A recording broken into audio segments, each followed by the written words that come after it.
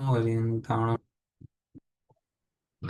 No आर्याणं सवसावणं मङ्गलं भगवान् वीरो मङ्गलं गौतमो गणिमङ्गलं कुन्दकुन्दादिं जयन्दनमोऽस्तु मङ्गलं सर्वमङ्गलमाङ्गल्यं सर्वकल्याणकारकं प्रधानं सर्वधर्माणां जयनं जयतु शासनम् नत्वा जिनेन्द्रं गतसर्वदोषं सर्वज्ञदेवं हितदर्शिकं च श्रीजैनसिद्धान्त प्रवेशिकेयं विरचते स्वल्पधियामितः मार्गणाहो जीविकी जो खोजे निज जीव लोकत्रय काल में अनुभव करो सदी।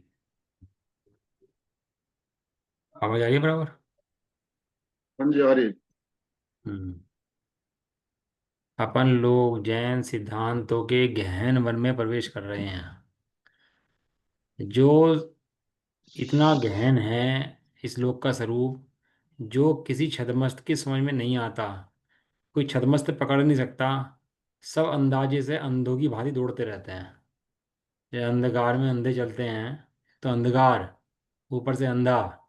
तो इसी तरह से ये सारे लोग खोज करने में लगे हुए हैं। कोई वैज्ञानिक कुछ बना रहा है, कोई डॉक्टर कुछ ढूंढ रहा है, कोई कुछ ढूंढ रहा है, किसी को पता नहीं है कहाँ लगे हैं भैया। हम्म। लेकिन ये जैन धर्म के सिद्धांत जो हैं, इनके द्वारा जीव को वस्तु स्वरूप पता लगता है और लोक की व्यवस्थाएं जो है पता लगती हैं। अपन को क्या होता है, मोह के अंधकार में वस्तु स्वरूप पता लग ही नहीं पाता कि संसार के अंदर चल कैसे रहा है। इतना बड़ा संसार कौन चला रहा है, कैसे चल रहा है, कुछ तो हो रहा होगा। कोई तो है कंट्रोलर इसका, जो कंट्रोल करता होगा इसको। कोई तो व्यवस्था है। कैसे होती है व्यवस्था ये? इन सब का सिद्धांत, इन सब का समाधान एक जैन सिद्धांतों के अंदर है। और इसके अलावा भाई साहब, इसका समाधान कहीं और है ही नहीं। जैसे आप कोई जाओ, ताजमहल देखने जाओ, तो वहां पर आप जाओ तो आपको पता नहीं लगता क्या चीज़ कैसे बनाई, क्या बनाई, किस तरह से है, आप देख कर आ जाते हो। लेकिन गाइड साथ में हो तो, और एक एक चीज़ बताया आपको कि भाई साहब यहाँ पर ये ऐसा हुआ था, यहाँ ऐसा हुआ था, एक एक चीज़ बताए, तो उसको कितना मज़ा आता है सुनने में, हैं? लोक की व्यवस्थाएं, कितने चांद, कितने सूरज, कितना बड़ा लोक है, कितने कर्म हैं, वो सबको बताने वाला एक जैन शासन है। बाकी दुनिया में जितने धर्म हैं और जितने वैज्ञानिक हैं, सारे माथा कूटते हैं। किसी को कुछ ज्ञान नहीं है, रंच मात्र भी ज्ञान किसी को है नहीं। इसीलिए अपन लोग जैन सिद्धांतों में प्रवेश करते हैं, तो पूरी वस्तु व्यवस्था का पता लगता है अपन लोगों को।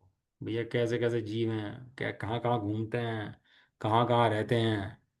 मोह के अंधकार में तो पता लगता ही नहीं है कि जीव कहाँ कहाँ रहते हैं। अपने को जीव मानने तैयार नहीं है और दूसरे को भी जीव मानने तैयार नहीं है। क्या कहा? मोह के अंधकार में जी, मानने को तैयार नहीं अपने आप को। न तो अपने आप को, न दूसरे जीवों को। तो कीड़ा मकोड़ा मच्छर हुए, कोई जीव मानता है? तो मानने तैयार है कि जीव हैं? बस नहीं। मार देते हैं ऐसे ही। लगता है कि जैसे दर्द हमें होता है, ऐसे ही दर्द इन्हें भी होता है? गाय पर दया करो, और जो भी मान लिया अपने पशु पर दया करो। अरे अरे, जीव पर दया करो, और अपने जीव पर दया करो, और पर जीव पर दया करो। जियो और जीने दो। निकालो ना अपने यहाँ, जियो और जीने, मुझे नहीं पता कहाँ से आया है।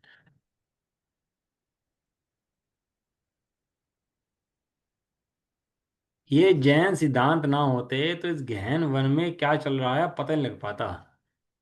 कैसे तो हमें इस तीन लोक की व्यवस्था पता लगती, कैसे कर्मों का पता लगता, कैसे जीवों का पता लगता, कैसे कैसे व्यवस्था बनती बताओ। ये जिनवाणी, ये नेत्र का काम करती है। ये नेत्र तो विषय को दिखाते हैं, लेकिन जिनवाणी का नेत्र जो है, वो समस्त वस्तु व्यवस्था को दिखाता है कि वस्तु व्यवस्था यहाँ पर कैसी है। अभी हमें गाली दे कोई, लड़ पड़ेंगे अपन लोग उससे, भाई इतने हमें गाली दी, पूरा करा, ऐसा करा। लेकिन जिनवाणी कहती है गाली इस निंदी, वो तेरे कर्मों का उदय ऐसा बांधा हुआ है कि उदय आया है तो वो तो निमित्त है सामने वाला। गाली वो नहीं देता। गाली कौन देता है? गाली तो तेरे कर्मों को ही दिलवाता है। अब कोई अधिकारी हो, और बहुत पावरफुल अधिकारी हो, बड़ा अधिकारी हो, और बहुत डिक्टेटरशिप करता हो, और लोग गुस्सा भी बहुत करते हो, कि सामने मुंह पे कह सकते हैं उसके, अधिकारी के, कोई अपने जीएसटी वेस्टी वाला अधिकारी आ जाए, तो मुंह पे कह सकता हो तू चोर है भाई, तू रिश्वत नहीं। खाता है, तू बेईमान है, कह सकते हो मुंह पे उसके? नहीं। कि मुंह पे नहीं कह सकते, उसके पुण्य का उदय है। हैं, क्यों नहीं कह पा रहे? क्योंकि उसके पुण्य का उदय है। और हमें कोई कुछ कह रहा है तो क्यों कह रहा है? क्योंकि हमारे पाप का उदय है। तो ये व्यवस्था कौन बताता है? कि ये व्यवस्था जिनेंद्र भगवान बताते हैं। इस व्यवस्था का कर्ता कोई नहीं है, कोई भगवान नहीं है यहाँ पर ऐसी सत्ता जो कुछ सबको करता हो, सबको बनाता हो, सबको बिगाड़ता हो। कोई यहाँ पर ऐसी सत्ता ना नहीं है भगवान नाम की, कि जो सबको करता हो, बनाता हो, लाता हो, ले जाता हो, लूटता हो, सबको ऐसा करता हो। कोई सत्ता ऐसी नहीं है। जीव जैसे परिणाम करता है, वैसे कर्मों का बंधन करता है। और जैसे कर्मों का बंधन करता है, वैसे ही कर्म उदय में आते हैं। और जैसे कर्म उदय में आते हैं, वैसी व्यवस्था बनती है। तो अगर दोबारा राग द्वेष करता है, तो नए कर्म मानता है। और राग द्वेष नहीं करता है, तो नए कर्मों को नहीं मानता है। किसने बताई ये सब बातें? ये जैन सिद्धांतों के गहन वन में प्रवेश करने के बाद है, एकदम वस्तु व्यवस्था क्लियर हो जाती है। जैसे कि हरा थका हो गर्मी का, और नदी में प्रवेश करे, तो थकान उतर उतर जाती है उसकी। ऐसी अज्ञानता के अंधकार में नाचता हुआ जीव, मोह अंधकार में नाचता हुआ जीव, जिसे पता ही नहीं था कुछ भी, वो जैन सिद्धांतों के महान गहरे जल में प्रवेश करता है, और उसकी सारी भव की थकान उतर जाती है। समझ में आया? अपन लोग कहाँ पर थे? अपन लोग थे 442 प्रश्न नंबर था हमारा, कौन सा था? 443 चलेगी। हाँ। अपन लोग पढ़ रहे हैं जीवों के भेद, जीव कहाँ कहाँ पाए जाते हैं, कैसे कैसे पाए जाते हैं। बड़ा भैया वैराग्यजनक प्रसंग है ये भी। ये चारों अनियों की मैत्री है। ये कर्णानियोग दिखाएगा जीव कहाँ कहाँ पाए जाते हैं। चरणानियोग कहेगा जीवों की रक्षा करो। और अध्यात्म कहेगा भैया तू भी जीव है, ये भी जीव है, ये सब जीव हैं। और प्रथमानियोग कहेगा भैया महापुरुष ने भी ऐसे जीवों की रक्षा करी है, और भगवान बने हैं ऐसे जीवों को देखते हुए। तू भी उस जीव को देख। समझ में आया? चारों नियोग क्या समझाते हैं जीव के बारे में? कर्णनियोग कहता है देखो कहाँ कहाँ जीवों की उत्पत्ति होती है। चरणनियोग क्या करेगा भैया? जीवों की उत्पत्ति होती है, हिंसा मत करना इन जीवों की, इन जीवों की रक्षा करना। क्षण क्षण में खंड के खंड पैदा होते हैं, क्षण क्षण में जीवों के।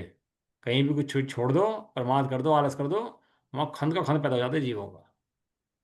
आप पढ़ रहे हो उसके अंदर सम्मूर्छन पढ़ रहे हो ना, बार बार सम्मूर्छन पंचेंद्रिय, सम्मूर्छन पंचेंद्रिय, तिर्यंच सम्मूर्छन पंचेंद्रिय, मनुष्य। ये क्या होते हैं सम्मूर्छन पंचेंद्रिय? लब्ध पर्याप्तक जो होते हैं ये, जिनकी प्राप्ति पूर्ण नहीं होती, तो कौन जीव होते हैं? आप दूध लाओ, भैंस का दूध निकलवाओ, और जो थन से धार निकले, और 48 मिनट के अंदर दूध को गर्म ना करो, तो उस दूध को गर्म ना करने के बाद उसके अंदर भैंस जैसे ही पंचेंद्रिय संगी पंचेंद्रिय सम्मूर्छन जीव पड़ जाते हैं, पैदा हो जाते हैं उसके अंदर। समझ में आया? अपन लोग सोचे जैसे हम पानी की मियाद कर लेते हैं, पानी करते हैं ना तो 6 घंटे की मियाद कर लेते हैं कुछ भी। सौंफ मिला दो उसके अंदर, कुछ चीज़ मिला दो, रंग बदल दो, उसका स्वाद बदल दो, तो 6 घंटे की मियाद हो जाती है। अपन लोग सोचेंगे दूध की मियाद भी ऐसे हो जाती होगी, तो दूध की मियाद ऐसी नहीं होती। दूध को तो निकालने के 48 मिनट के अंदर गैस पे उबालना ही पड़ता है। नहीं तो उस दूध के अंदर, जैसी भैंस है, भैंस के आकार जैसे, भैंस जितने बड़े नहीं, भैंस के जैसे छोटे छोटे संगी पंचेंद्रिय सम्मूर्छन तिर्यंच पैदा हो जाते हैं। अब अपन लोग उसे उबाल देते हैं, तो उसके अंदर सारे जीव उबलते हैं और मरते हैं। फ्रिज में रख दे तो, कि भैया फ्रिज की व्यवस्था में रख, चाहे कैसे भी रख, भगवान ने जो सीमा बताई है 48 मिनट की, तो उसके अंदर जीव पैदा होगा ही होगा। समझ में आया? अब हम लोग को लगता है ये हीरोइन बहुत सुंदर है, हीरो बहुत सुंदर है, देखते हैं अपन लोग बहुत सुंदर हैं। आपको पता है जो जांग है, स्तन है, लार है, बगल है, नाक का मैल है, जो ये मनुष्य पढ़े ना आपने, जो संगी पंचेंद्रिय सम्मोचन मनुष्य जो पढ़े मनुष्य, इन कान के अंदर, नाक के अंदर, बगल के अंदर, ये सम्मूर्छन मनुष्य लब्ध पर्याप्तक पैदा होते रहते हैं। ये तो जिन शासन का प्रताप है भैया, जो जीवों को सद्बुद्धि दे दे और मोक्ष मार्ग का मार्ग दिखा दे, नहीं तो इन्हीं के रूप में मस्त होता है और मर करके इनकी बगलों में जांग में पैदा होता है। ये रूप के दीवाने जो है ना, ये ऐसे ऐसी जगह पैदा होते हैं आकर के। ये है जी पड़ गया बगल में, स्तनों में, जांग में। ये संगी पंचेंद्रिय सम्मूर्छन मनुष्य है।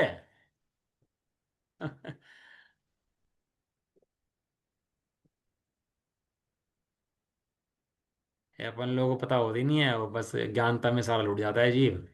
मरना जीना तो पड़ता ही है भैया। आग तो छेड़े कोई ज्ञानी हो या ज्ञानी हो, जलेगा। अब आग ये नहीं कही, भैया हमें तो पता नहीं था ज्ञानता है, भैया हमें तो पता नहीं कि तू अज्ञानी है, तो हम तुझे नहीं जलाएंगे। जो ज्ञानी है उसे जलाएंगे। ज्ञानी हो या अज्ञानी, आग तो भाई साहब जलाएगी। आग नहीं पूछती तू ज्ञानी है या अज्ञानी।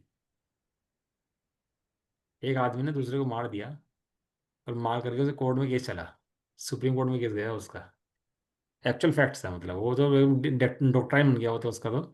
और वो तो बिल्कुल सिद्धांत ही बन गया उसका तो। वो आगे जितने भी केस होंगे वो पूरे देश पर लागू हो गया। ऐसा सिद्धांत बना। तो उसने मार दिया, तो कोर्ट में केस गया। तो सुप्रीम कोर्ट में केस गया तो उसे कहा भाई 14 साल की सजा तेरे को दी जाती है। कहने लगा जी मैंने तो मारा था, तो मुझे तो पता नहीं था। सजा 14 साल की है इसके अंदर। तो मेरे या तो सजा मिलनी नहीं चाहिए, या मुझे कम मिलनी चाहिए।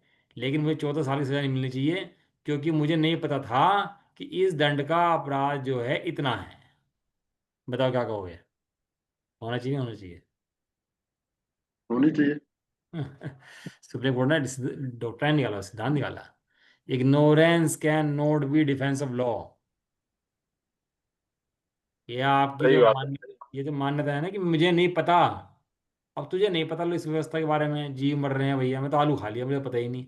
तो बंद होगा नहीं होगा? बिल्कुल होगा, बिल्कुल होगा। एक बच्चा है, बच्चा कोई मांस खा ले, छोटा मुस्लिम मुस्लिम मुस्लिम का बच्चा हो, मांस खा ले। उसको बच्चे को, जिसे कुछ पता नहीं है, हाल पैदा हुआ बच्चा, उसे बंद होगा कि नहीं होगा? होगा। देख लो, बढ़िया जवाब है आपका। क्यों नहीं होना चाहिए? 100% होगा। क्यों नहीं होना चाहिए भाई साहब? यदि वो बच सकता है तो भी सब बच सकते हैं। फिर तो किसी को बंद होना नहीं चाहिए, एक नहीं सब कहेंगे कि बंद हमें नहीं होना चाहिए भाई साहब, ये इसको छोड़ा है, इसको छोड़ा है, इसको छोड़ा है, तो हमें भी छोड़ो। आज भारत के अंदर जो अपने कानून की हालत है, वो क्यों है? कि एक को छोड़ दो 10 और तैयार हो जाते हैं, हमें भी छोड़ो। सब खड़े हो जाते हैं आगे। लेकिन ये जैन धर्म के सिद्धांत जो है भैया, जो इग्नोर करेगा, जो उनकी आंखों से हटाएगा, आगे से पढ़ने से हटेगा, उसकी तो बहुत बर्बादी हो जाएगी। वो एक गतियों में पहुंच जाएगा वो। काल अनंत निगोद मझार, कोई और नहीं तो यही जाएगा।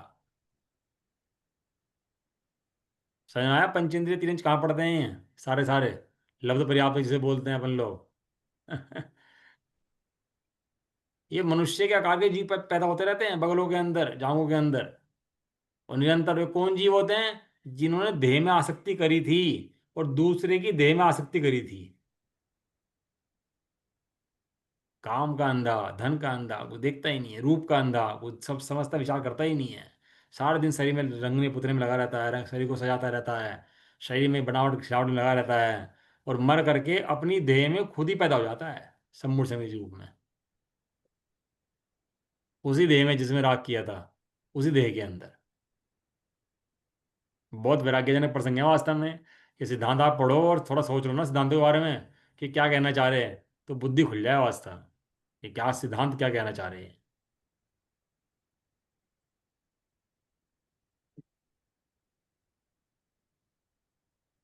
ये हो गया था प्रश्न नंबर 442। गर्भज पंचेंद्रिय तिर्यंचों में भोग भूमि के चार जीव समास या भेद कौन से हैं? तो उन्होंने कहा था थलचर, नभचर, इनके पर्याप्तक और निवृत्त पर्याप्तक के पीछे चार जीव समास या भेद। गर्भज पंचेंद्रिय तिर्यंचों में भोग भूमि के होते हैं, भोग भूमि में असहनीय तिर्यंच नहीं होते हैं। चर्चा कल होगी थी ना इसकी अपन लोगों की। हम्म। अपन की आज चलेंगे, अब एक गति होगी अपनी, तिर्यंच गति पूरी होगी अपनी, ठीक है ना? अब तीन गतियां रहेगी, मनुष्य गति, देव गति और नरक गति। बराबर है? प्रश्न नंबर 443। मनुष्यों के नौ जीव समास या भेद कौन कौन से हैं? मनुष्य के जीव समास है नौ। जीव समास यानी भेद, कहाँ कहाँ पाए जाते हैं? जाति की अपेक्षा से विभाग कर रहे हैं जीवों का, कि कहाँ कहाँ जीवों की जाति पाई जाती है, मनुष्य के नौ भेद कहाँ कहाँ पाए जाते हैं। फर्क पड़ा है मनुष्य के नौ, ये नौ मनुष्य के उससे होते हैं। तो उसमें लिखा आर्यखंड के, मलेच्छ खंड के, भोग भूमि के, कुभोग भूमि के, इन चारों गर्भज मनुष्यों के पर्याप्तक और निवृत्त पर्याप्तक, पर्याप्त ने जिसे पर्याप्ति पूर्ण कर ली है, और निवृत्त पर्याप्तक ने जो पर्याप्ति को पूर्ण करने वाला है। पर्याप्तक और निवृत्त पर्याप्तक की अपेक्षा 8 जीव समास या भेद होते हैं। बराबर। आर्यखंड में, ये जो आर्यखंड मलेच्छ खंड है, इनके कर्म भूमि होगी, भोग भूमि होगी और कुभोग भूमि होगी। इनमें आर्यखंड के समूर्छन मनुष्यों का, आर्यखंड के जो अपने आर्यखंड है, जो एरावत है वो आर्यखंड है, जो अपना भरत क्षेत्र है वो आर्यखंड है। ये सब आर्यखंड है। जो चौथा काल वर्तता है वो आर्यखंड है। जहाँ भगवान का शासन शासन वर्तता है जिस जिस क्षेत्र के अंदर, वो आर्यखंड है। बराबर है। आपको पता है ये जो अपना देश दुनिया है ना, इस दुनिया के अंदर इसको आर्यखंड बोलते हैं अपन लोग, भरत क्षेत्र बोलते हैं ना, भरत क्षेत्र आर्यखंड बोलते हैं ना अपन लोग। तो इसके अंदर भी, दुनिया के अंदर भी आपको सुनकर मजा आएगा कि जो अपने तीर्थंकर आदि हुए हैं इतने बड़े भरत क्षेत्र के अंदर भी, वे अपने जो इलाका यहाँ का दिल्ली का आसपास का है ना, ये जो बिहार राजस्थान मध्य प्रदेश, वे यहाँ पर हुए हैं सारे तीर्थंकर। आपको पता नहीं लगा अमेरिका में कोई तीर्थंकर का मोक्ष हुआ हो, जापान में किसी तीर्थंकर का मोक्ष हो गया हो, कोई है? नहीं। वो सारा क्षेत्र आर्यखंड है, जा सकते हैं वहां से, ये नहीं कि वहां नहीं हो सकते हैं। उसके बाद भी 24 के 24 तीर्थंकर अयोध्या आदि नगरी में हुए। जो अपना इलाका है वो आर्यखंड के अंदर भी क्रीम माल है एकदम सिलेक्टेड। इसलिए यहाँ धर्म के चांस बहुत ज्यादा हैं, वहाँ तीर्थंकरों के आदि नहीं हुए, इसलिए वहाँ धर्म होता ही नहीं है। अब मलेच्छ खंड की भांति हो गया, है आर्यखंड लेकिन है मलेच्छ की भांति। और यहाँ तो वास्तव में धर्म वर्ता है तो उसको आर्यखंड बोलते हैं। और आर्यखंड का भी एक क्रीम हिस्सा है जो अपना जिस पे बैठे हैं अपन लोग। यहाँ तीर्थंकर की दिव्य ध्वनि बढ़ती है, चलती है, तीर्थंकर का संरक्षण चलता था यहाँ पर, यहाँ भगवान रहते थे, है ना? बराबर है। तो चौथे काल को ही आर्यखंड बोलते हैं, पंचम काल को ही आर्यखंड बोलेंगे? आर्यखंड तो है ही है, आर्यखंड तो बोले जाएगा हमेशा ये, क्योंकि छह छह खंड होते हैं ना, तो आर्यखंड है। आर्यखंड भरत क्षेत्र है इसको, और इसके आसपास 5 क्षेत्र और हैं इसको घेरे हुए, उसको मलेच्छ खंड बोलते हैं। ऐसे ही राज क्षेत्र में, विदेश क्षेत्र में इस तरह से है।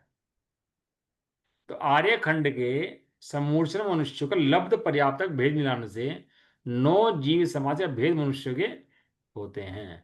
यानी कि मनुष्य के अंदर 8 भेद तो वे हैं जो पर्याप्तक हैं या पर्याप्ति पूर्ण करेंगे या पर्याप्ति पूर्ण कर लिए हैं। और एक भेद ऐसा है जो लब्ध पर्याप्तक है लेकिन जो समूर्छन है। लेकिन इसके अंदर बहुत सारे जीव हैं, संख्या अपेक्षा देखोगे तो इसके अंदर अनंत जीव हैं समूर्छन के अंदर। वे मनुष्य गति लेकर आए हैं, मनुष्य जाति मान के आए हैं, लेकिन कुछ बन नहीं पाएंगे, नहीं बनते, नहीं बन पाते। हमारे एक मित्र हैं, बहुत मतलब मित्र क्या, हमारे बुजुर्ग हैं, अब तो उनकी उम्र 85 साल की हो रही है। तो उनका एक लड़का पैदा हुआ, वो लड़का पैदा हो गया उनके बुद्धि से हैंडीकैप्ट। 3 बच्चे हुए उनके, एक लड़का बुद्धि से हैंडीकैप्ट। और वो पूरे दिन कुछ नहीं करता, बस खाता है और बस गाली वाली दे लेता है, इधर उधर घूमता रहता है, बस पागलों की भांति बढ़ता रहता है। लेकिन वो कुछ कर नहीं सकता, बिल्कुल बुद्धि ठप है, बिल्कुल पागल है, वो वही पालते हैं उसको, अब पूरी जिंदगी ऐसे निकाल देता है भैया। ऐसे से कई जीव हैं जिनके जीवन ऐसे निकल जाते हैं, लेकिन ये जीव भी पर्याप्तक हैं, जिन्हें पर्याप्ति पूर्ण कर ली है और जो समय से प्राप्त कर सकते हैं, इनकी बुद्धि ठीक हो सकती है। ये लब्ध पर्याप्तक जो है इसकी समझ में नहीं आ सकता, क्योंकि ये पर्याप्ति पूर्ण करता ही नहीं है। इसलिए कोई अंधा हो, बहरा हो, लूला हो, जितना भी निकल गया गर्भ में जो आ गया और जिसने पर्याप्ति पूर्ण कर ली, वो पर्याप्तक है। और सम्मोचन तो गर्भ में आता ही नहीं, क्योंकि गर्भज मनुष्य की तीन तीन भेद है, या तो 5 जन्म होगा, या गर्भ से होगा, या सम्मूर्छन होगा। 3 भेद जन्म के हैं। देव और नारकियों को 5 जन्म होता है। संगी पंचेंद्रिय जो पंचेंद्रिय हैं और जो मनुष्य हैं उनका गर्भ से होता है, और बाकी सब जीवों का समूर्छन जन्म होता है। हवा पानी के संयोग से मिलकर बन जाते हैं, ये गर्भ से नहीं होता। ये मनुष्य भी जो है ना, ये गर्भ से उत्पन्न नहीं होता। ये मनुष्य भी हवा पानी गंदगी के संयोग से उत्पन्न होता है, ये जो जीव है। इसलिए ये जीव कहाँ कहाँ उत्पन्न होते हैं, जिन जंगलों में उत्पन्न होते हैं उनमें बड़ी सावधानी रखनी चाहिए। आपको पता होगा, आपने सुना होगा कि द्विदल सुना आपने? नहीं सुना? द्विदल, जिसको बेदली बोलते हैं। बेदल को द्विदल बोलते हैं। आपको पता नहीं होगा, आप लोग क्या चीज़ है द्विदल।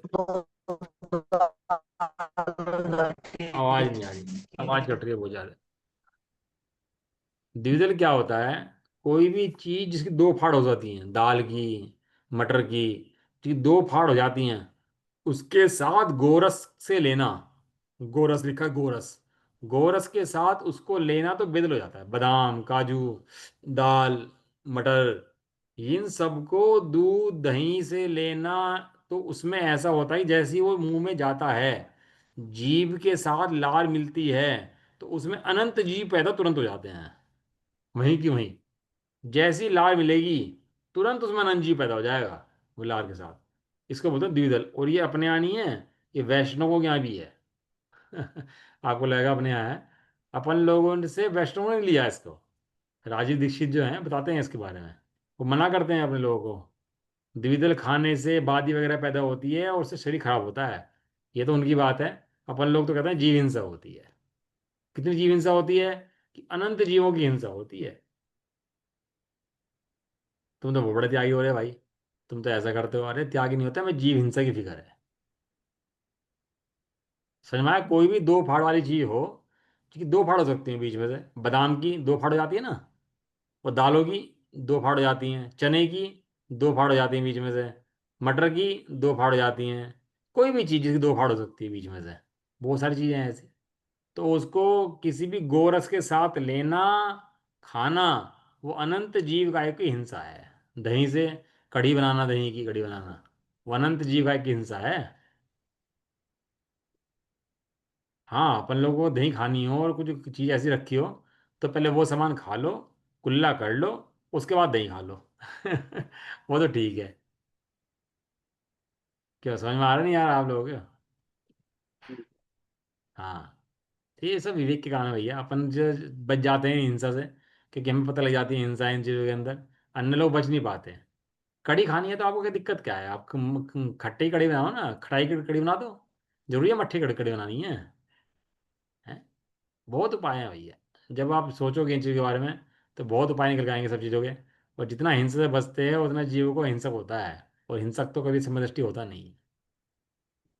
समझ में आ गया? नौ जीव समाज से भेद मनुष्य के कौन कौन से होते हैं, इस तो तरह से जीव जी मनुष्य। लव पर्याप्तक होता है, तो हाँ, वो एक पर्याय में लव पर्याप्तक होता है या बार बार ही लव पर्याप्तक होता रहता है? बार बार भी होता रहता है। बार बार बार बार बार बार उसका बंधा ऐसे चलता रहता है, अलग प्राप्त होता रहता है। और इस जीव को संगी पंचेंद्रिय पर्याप्त तक मिलना तो बड़ा दुर्लभ है। ये तो अपन लोगों का पता नहीं कौन सा भाग्य फटा है, कितने जन्मों का इकट्ठा हुआ होगा, कि अपन इस आर्य क्षेत्र के अंदर जहाँ तीर्थंकरों का जन्म हुए, वहाँ उस क्षेत्र के अंदर जिनवाणी बैठ कर सुन लें और अपने जीव को समझ लें, और बाकी जीवों को समझ कर हिंसा रोक लें। ये महान भाग्य काम है अपन लोगों का। हर किसी के नसीब में नहीं है भैया ये चीज़ें। तो अपन को जीव हिंसा समझनी चाहिए, खाने पीने की पता लगनी चाहिए, कहाँ कहाँ जीवों की उत्पत्ति हो सकती है, कैसे कैसे उत्पत्ति हो सकती है। कि आलू आलू खाते हैं, आलू में भैया अनंत अनंत जीव है। वो जीव उबालते हैं, कराते हैं, वो अनंत जीव मरता है। कोई कच्चा केला लाओ, उसकी जगह कच्चा केला खा लो, कोई दिक्कत नहीं है। कच्चा केला में जीव नहीं बढ़ता। कच्चा केला उबाल लो, उसमें कोई वो दिक्कत नहीं होती उसके अंदर। उपाय तो है ना। और नहीं मिले तो नहीं खाएंगे, फिर नहीं मिले तो क्या हो गया। नारकियों के दो जीव समास या भेद कौन कौन से हैं? तो कह रहे नारकियों के पर्याप्तक और निवृत्त पर्याप्तक, ये दो जीव समास या भेद होते हैं। लब्ध पर्याप्तक नारकियों में नहीं होते, क्यों? बताओ, कौन बताएगा? बताओ। नारकियों में लब्ध पर्याप्तक क्यों नहीं होते? नहीं जवाब है किसी के पास?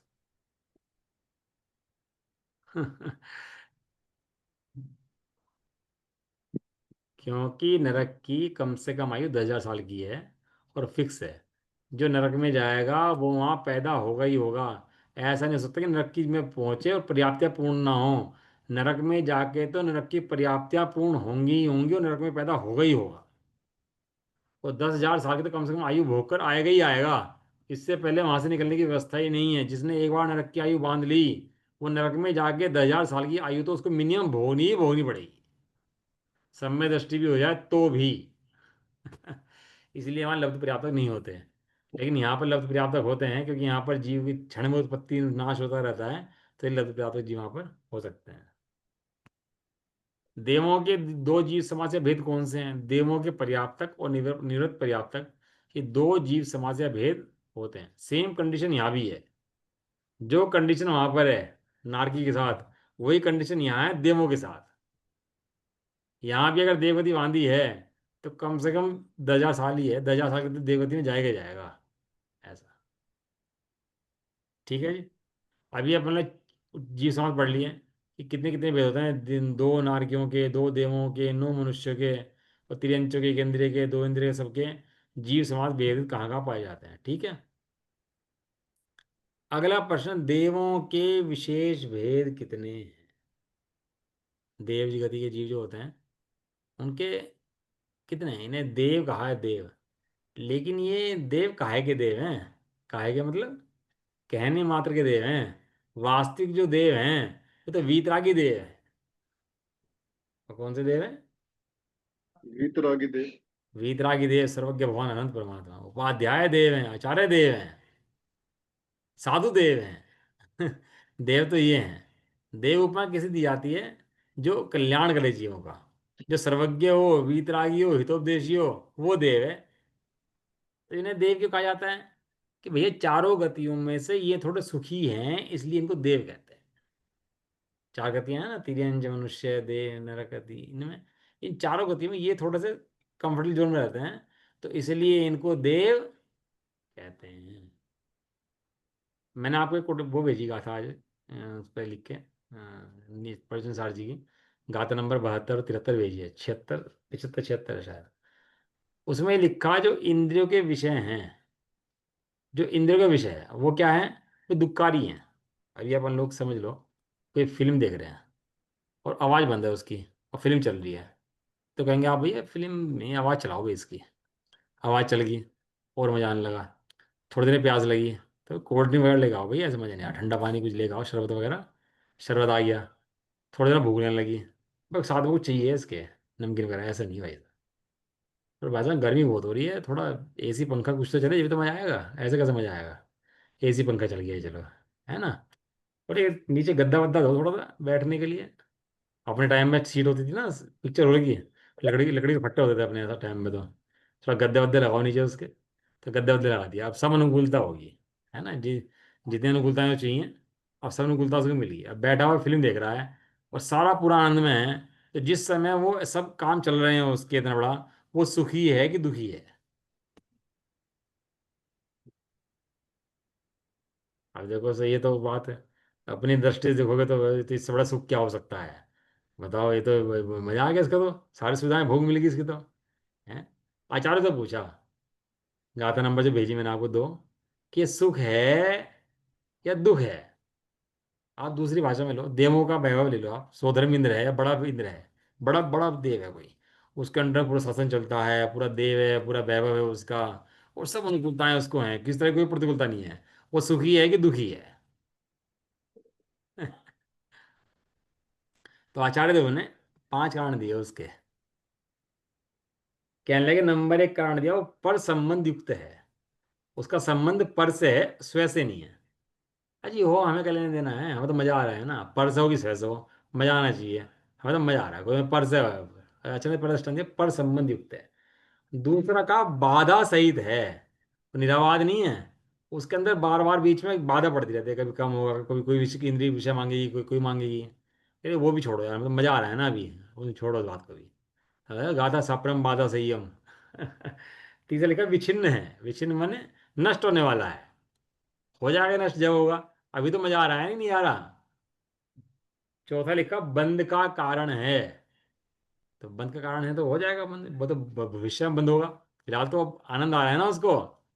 और लास्ट का दे विषम है, विषम मैंने स्वभाव से नहीं मिलता, तो उसके बाद भी चैन नहीं पड़ती। तो आचार्य देव ने लिखा उसके बाद, सुनना ध्यान से, तृष्णा का आयतन है, दुख का बीज है।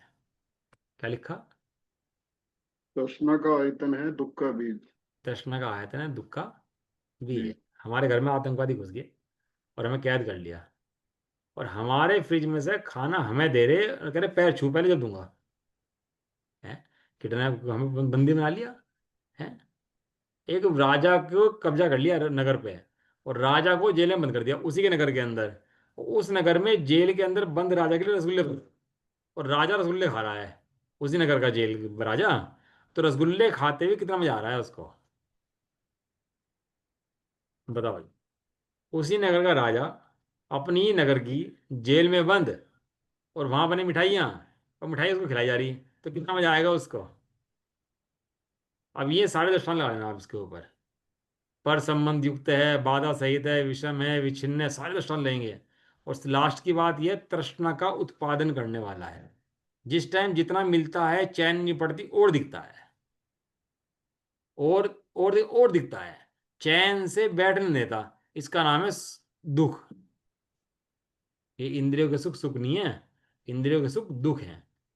उन्होंने लिखा इंद्रिय सुख के अंदर दुख, दुख के बीज की विजय घोषित करते हैं। क्या लिखा है जी, क्या लाइन बोली पूरी, याद है ही नहीं हुई। इंद्रिय सुख के अंदर दुख के बीज की विजय घोषित करते हैं। और स्वर्ग का देव हमें लग रहा भैया, देव भैया वो भैया देवगति देवगति, हमें लगे देवगति पहुंच जाए तो बढ़िया हो जाए। अरे देवगति ने दुख का बीज है। देवगति क्या है, दुख का बीज। क्यों, कि तृष्णा का पैदा करने वाला है। वहां जा करके भी चैन नहीं पड़ती, और देव दौड़ और की आशा बनी रहती है, और मिल जाए और मिल जाए, ये कम रह गया और मिल जाए, ये कम रह गया और मिल जाए। हम्म? इसलिए देव जो हैं कहने के सुखी हैं, लेकिन वास्तव में दुखी ही हैं। वास्तव में सुखी तो सर्वज्ञ देव हैं। कौन देव सुखी हैं? सर्वज्ञ देव। हाँ, भगवान सुखी हैं। तो कह रहे देवों के विशेष भेद कितने हैं। तो कहते हैं देवों के चार भेद होते हैं। देव जो होते हैं चार प्रकार के होते हैं। जितने देव हैं, देव कितने प्रकार के, चार प्रकार के, याद कर लेना हमेशा के लिए। तत्वार सूत्र के अंदर भी आया है, अपने धवला जी गुम्मट सब ग्रंथों के अंदर आया है। देव चार निकाय के देव। चार निकाय के देव माने भवनवासी, व्यंतर, ज्योतिषी और वैमानिक। वैमानिक। फिर सुन लो, अब पढ़ लो आप भी। भवनवासी, व्यंतर, और ज्योतिष ज्योतिषी। और वैमानिक। वैमानिक। वैमानिक। हम्म। भवनवासी माने जो अपने यहाँ धरती पर नीचे रहते हैं, अपनी धरती से थोड़े नीचे रहते हैं, नरक के ऊपर रहते हैं, अपनी धरती से नीचे रहते हैं, वो होते हैं भवनवासी। जो अपने मध्यलोक में रहते हैं उन्हें बोलते हैं व्यंतर। जो अब व्यंतर आ गए, भूत आ गए, पिशाच आ गए, वे यही हैं। और ज्योतिषी माने जो सूर्य चंद्रमा जो घूमते हैं ऊपर, ये भी, ये ज्योतिष, ये तीनों ही मध्यलोक के वासी हैं। और चौथे हैं वैमानिक। ये वैमानिक अपने मध्यलोक से ऊपर स्वर्गों में बह रहते हैं। इनको क्या बोलते हैं, इनको वैमानिक। पूरी व्यवस्था है इनकी।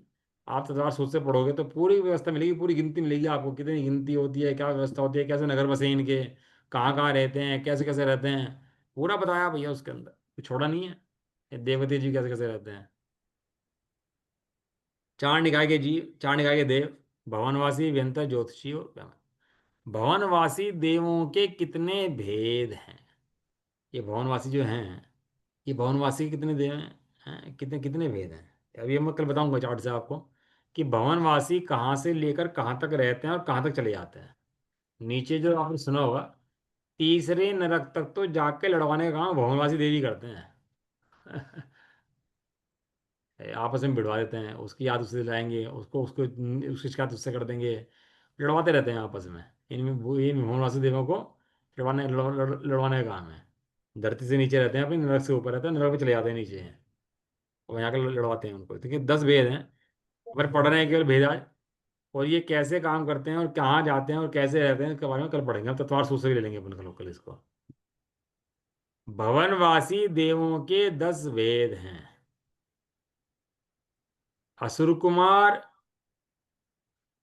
नाग कुमार, विद्युत कुमार, सुपर्ण कुमार, अग्नि कुमार, वात कुमार स्तनित कुमार, उदती कुमार, दीप कुमार और दिक कुमार। प्रश्न नंबर 447। भवनवासी देवों के इससे 10 भेद होते हैं। और विशेष चर्चा इसी कल करेंगे कि कौन कौन से देव कहाँ कहाँ तक जाते हैं, क्यों इतने भेद हैं, कहाँ तक रहते हैं। हैं, इसकी चर्चा हम लोग कल करते हैं। व्यंतर देवों के कितने भेद हैं? भेद पढ़ लेते हैं, चर्चा करेंगे। व्यंतर देवों के कितने भेद बता रहे हैं? व्यंतर देवों के 8 भेद होते हैं। किन्नर, किमपुरुष, महोरण, महोरग, गंधर्व, यक्ष, राक्षस, भूत और, इसका हाँ, ये भूत पिशाच राक्षस यक्ष ये सब इन्हीं के भेद हैं व्यंतर देवों के। ये मध्य लोक में रहते हैं जी। हाँ जी, मध्य लोक में रहते हैं। ज्योतिषी देवों के कितने भेद हैं? लेकिन किसी को परेशान नहीं करते, परेशान उसे करते हैं जिसने इन्हें परेशान कर रखा हो पहले, या जिसे कर्म को आया हो। ऐसे ही किसी को परेशान करने में समर्थ नहीं है, ना किसी को कुछ कहते हैं।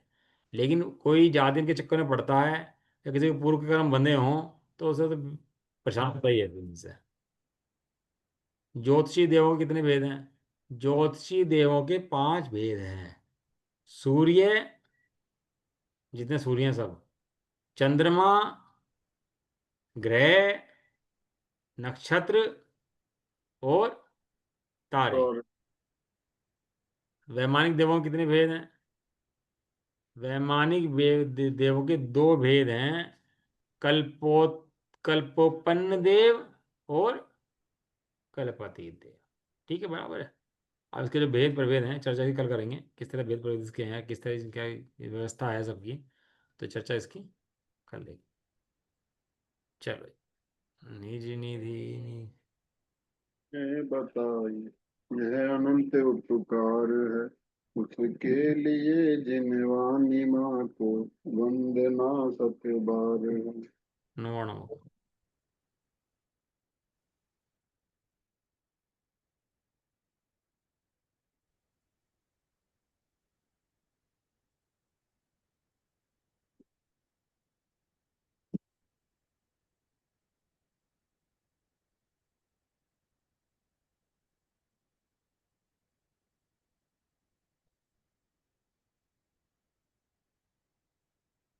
जय बलदासनी माता की। जय हो। जय हो। भगवान जैन धर्म की। जय जय हो। हो। एक साथ बोलिए। जय सभी जी। को जय जिनेन्द्र, सभी को जय।